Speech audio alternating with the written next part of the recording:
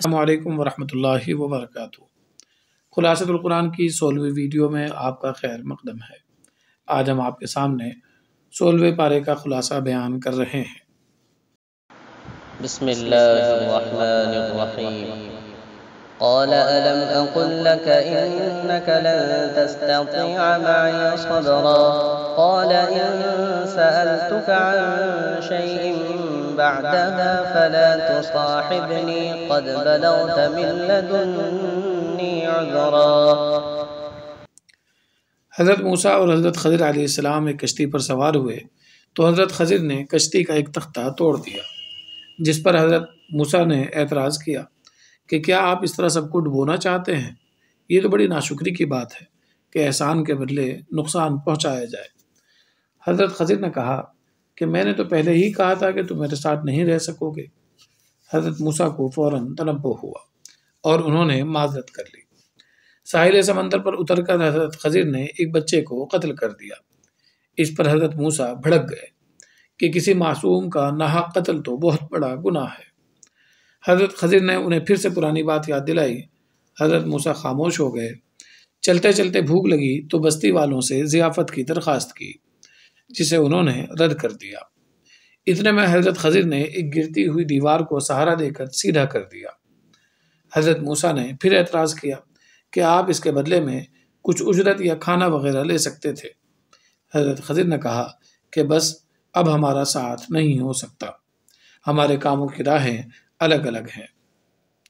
پھر انہوں نے سابقہ اعمال کی مصلحتیں ذکر کی کہ وہ کشتی چند مسکینوں کی تھی۔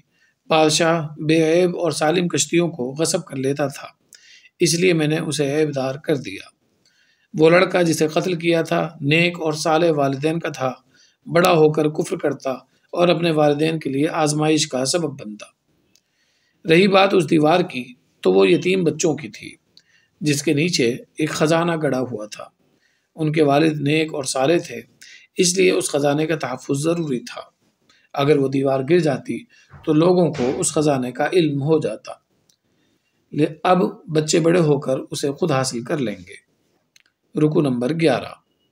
وَيَسْأَلُونَكَ عَنْ ذِي الْقَرْنَيْنِ قُلْ سَأَتْلُو عَلَيْكُمْ مِنْهُ ذِكْرًا۔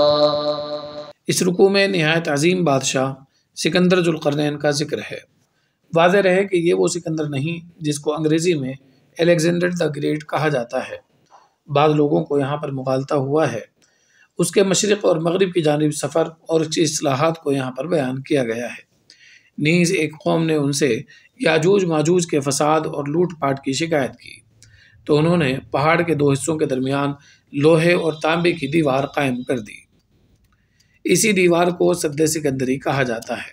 اخیر رکوع میں کفار اور جہنم کا کچھ ذکر ہے۔ رکوع نمبر 12۔ أَفَحَسِبَ الَّذِينَ كَفَرُوا أَن يَتَّخِذُوا عِبَادِي مِن دُونِي أَوْلِيَاءَ إِنَّا أَعْتَدْنَا جَهَنَّمَ لِلْكَافِرِينَ نُزُلًا۔ آخری رکوع میں کفار و مشرکین کی گمراہی کو ذکر کیا گیا ہے کہ جن اعمال کو یہ اپنے لیے بہتر سمجھتے ہیں اور جنہیں کار خیر سمجھ کر انجام دیتے ہیں، کل قیامت میں ان کی کوئی حیثیت نہیں ہوگی، کیونکہ اعمال کی مقبولیت کے لیے ایمان شرط ہے۔ ایسے لوگوں کی قسمت میں تو بس جہنم کا عذاب ہے، جبکہ ایمان اور عمل صالح سے متصف افراد جنت الفردوس کا لطف لیں گے۔ آخری آیت میں عمل صالح اور شرک سے بچنے کی تلقین ہے۔ سورہ مریم۔ یہ مکی سورت 6 رکوع اور 98 آیات پر مشتمل ہے۔ رکوع نمبر 1۔ بسم اللہ الرحمن الرحیم۔ کافہا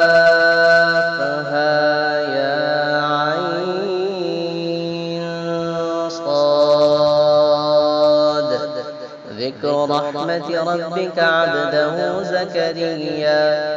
سورہ مریم کے پہلے رکوع میں حضرت زکریا علیہ السلام کا تذکرہ ہے، جو کافی عمر رسیدہ ہو چکے تھے اور اب تک ان کے کوئی اولاد نہ تھی۔ اللہ تعالیٰ سے خوب دعا کی تو حضرت زکریا کو حضرت یحییٰ کی بشارت ملی۔ حالانکہ حضرت زکریا اور ان کے اہلیہ کافی عمر دراز ہو چکے تھے، لیکن اللہ تعالیٰ نے اپنی قدرت کا مظاہرہ فرمایا اور ان کے یہاں حضرت یحییٰ کی ولادت ہوئی۔ حضرت یحییٰ کا نام اللہ تعالیٰ نے ہی رکھا تھا، پھر ان کی پاکیزہ حیات، عفیف زندگی اور فرما برداری سے عبارت ان کے اوصاف حسنہ کا ذکر ہے۔ رکو نمبر 2۔ واذكر في الكتاب مريم إذ انتبذت من أهلها مكانا شرقيا۔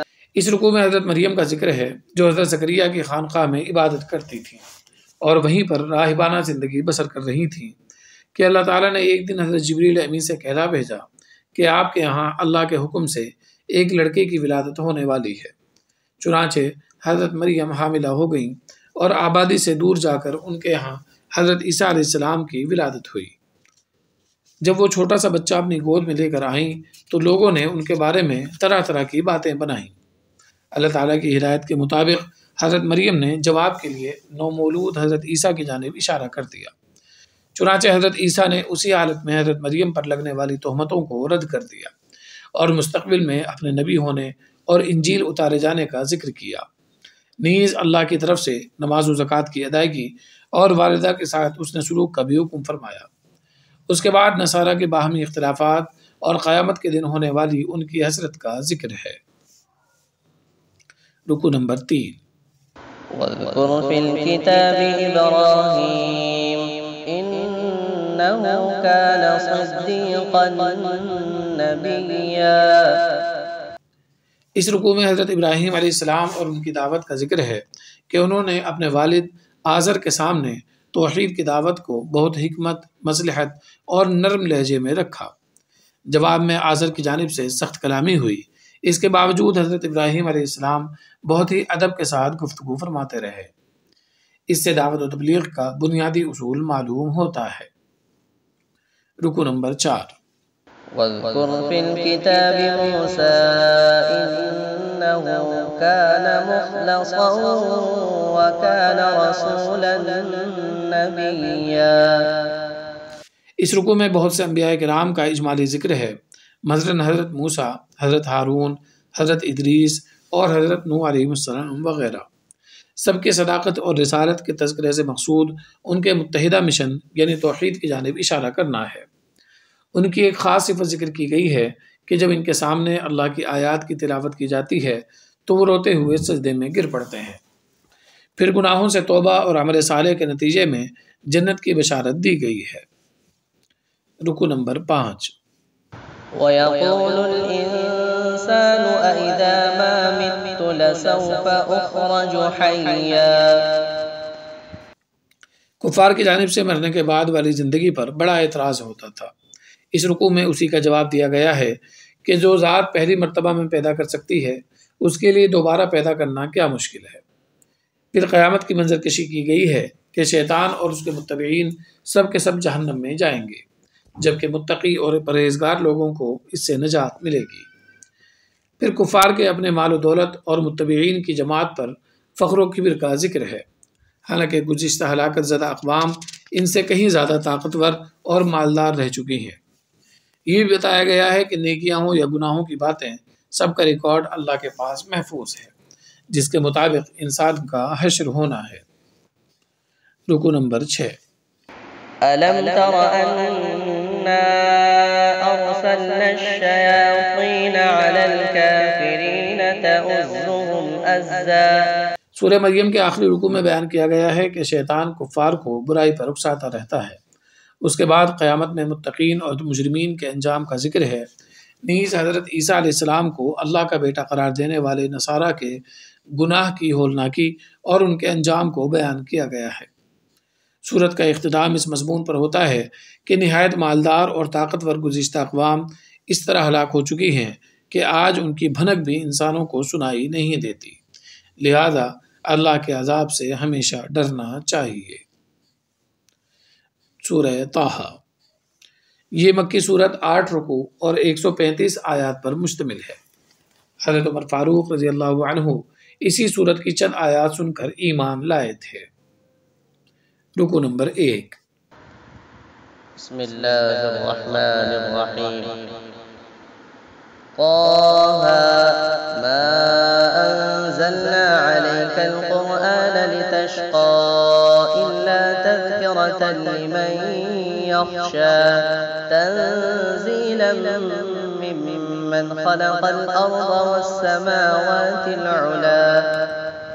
اولاً قرآن کریم کے نزول کا مقصد بیان کیا گیا ہے کہ اللہ تعالیٰ کا خوف دلوں میں رکھنے والوں کے لیے یہ بہترین نصیحت ہے۔ اس کے بعد حضرت موسیٰ علیہ السلام کا ذکر شروع ہوتا ہے جو کافی طویل ہے۔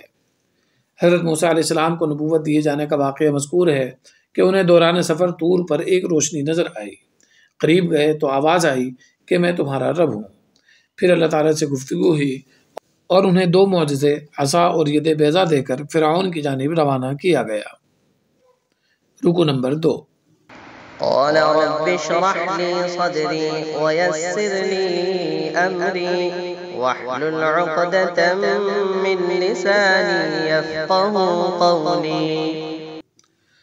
حضرت موسیٰ علیہ السلام نے نبوت ملنے کے بعد سب سے پہلے اپنے معاون کے طور پر حضرت ہارون کو نبی بنائے جانے کی درخواست کی، جو اللہ کی بارگاہ میں قبول ہوئی۔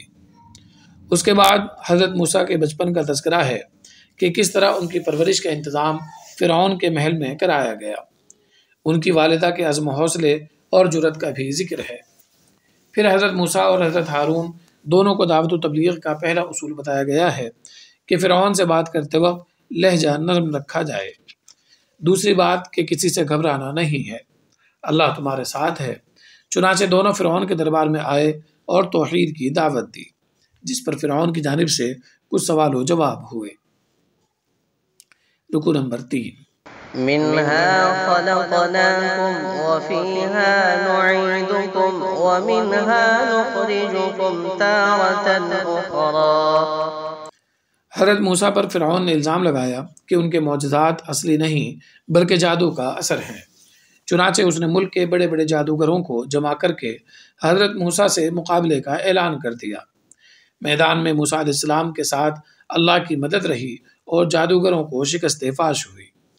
جادوگر اسی وقت حضرت موسیٰ پر ایمان لے آئے۔ فرعون نے سخت سزا سے انہیں ڈرایا لیکن وہ پیچھے نہ ہٹے اور دنیوی راحت و آرام پر آخرت کی کامیابی کو ترجیح دی۔ رکو نمبر 4۔ وَلَقَدْ أَوْحَيْنَا إِلَى مُوسَىٰ أَنْ أَسْرِ بِعِبَادِي فَاضْرِبْ لَهُمْ طَرِيقًا فِي الْبَحْرِ يَبَسًا لَا تَخَافُ دَرَكًا وَلَا تَخْشَىٰ۔ اس رکوع میں بنی اسرائیل کو فرعون سے نجات دینے کا ذکر ہے کہ حضرت موسیٰ ان سب کو دریا پار کرا کر لے آئے اور فرعون اپنے عظیم لشکر کے ساتھ دریا میں ڈوب گیا۔ اللہ تعالیٰ کے انعامات کا سلسلہ جاری رہا۔ پھر حضرت موسیٰ کو توریت عطا کرنے کے لیے اللہ تعالیٰ نے طور پر طلب کیا۔ ادھر حضرت موسیٰ علیہ السلام روانہ ہوئے، ادھر سامری نامی شخص نے قوم میں گمراہی پھیلانی شروع کر دی۔ حضرت موسیٰ کو معلوم ہوا تو سخت غصے کی حالت میں واپس آئے اور دیکھا کہ سامری نے سونے چاندی کو پگھلا کر ایک بچھڑا بنا رکھا ہے اور بنی اسرائیل اس کی عبادت کر رہے ہیں۔ رکو نمبر 5۔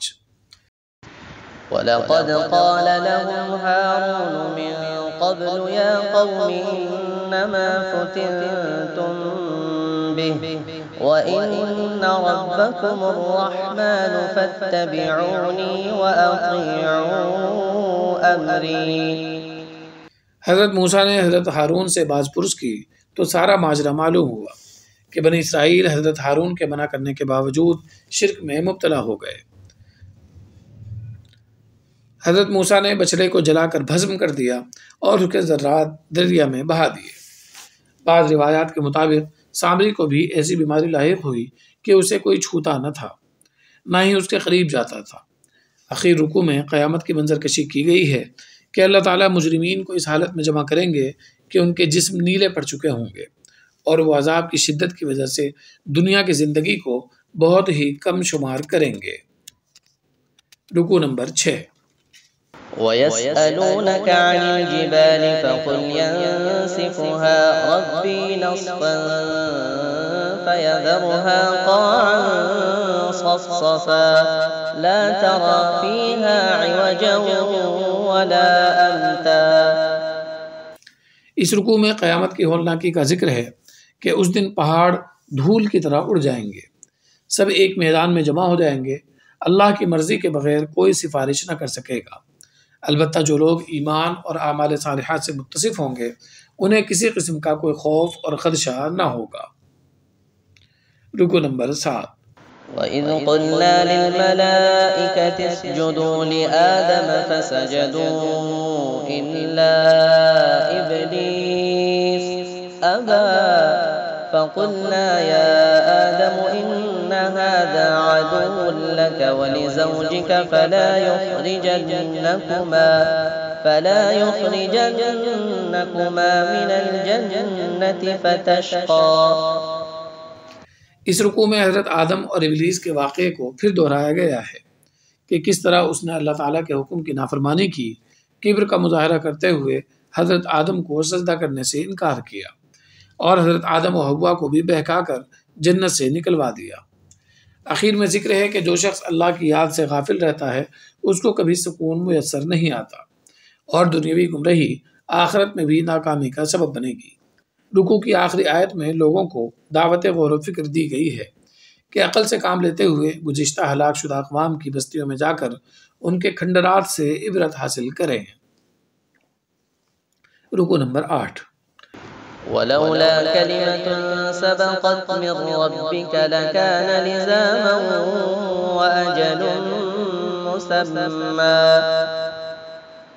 اس رکوع میں رسول اکرم صلی اللہ علیہ وسلم کے واسطے سے امت مسلمہ کو کفار کی باتوں اور طعن و تشنیع پر صبر اور صبح و شام اللہ کے ذکر کا حکم ہے، اور کفار کو دیے جانے والے مال و دولت کو بے حیثیت قرار دے کر اس کا لالچ کرنے سے منع کیا گیا ہے۔